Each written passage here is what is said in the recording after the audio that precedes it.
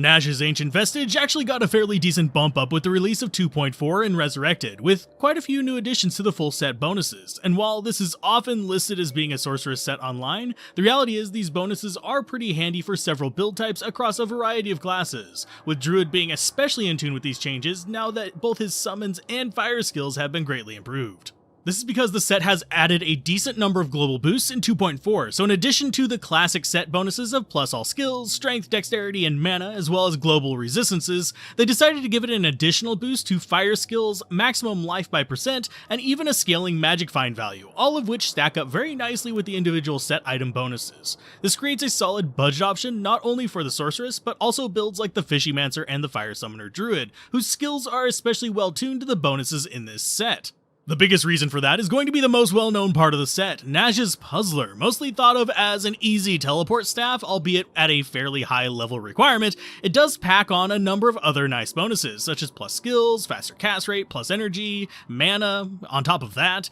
and not to mention an awkwardly high damage for a caster weapon. Why it's set so high, I'll never understand, but until you get an Enigma, this can actually be a pretty decent item for improving the speed of your farming and movement through non-sorceress characters. The less acknowledged parts of the set are first the horribly common Nash's Circlet that seems to drop everywhere for me, and I generally never use unless I'm going to be using this set for a run. This is basically because the only really useful mod on it is the plus strength. The rest of the effects, like the tiny amount of fire damage and low level chain lightning when struck, don't really impress me that much, even at the lower level requirement of 28, since so many better items open up at that level or soon after. The other part is Nash's Light Plate, which is ironically heavy armor as far as run walk goes, but with the minus requirements, the stats needed are at least reasonable. Now, in terms of more functional mods, the armor is actually fairly decent despite being often ignored, being about on par with armors like Skulder's Ire. This is because it's skill armor with resistance boosts plus flat life, which works well with the new plus % life boost on the full set,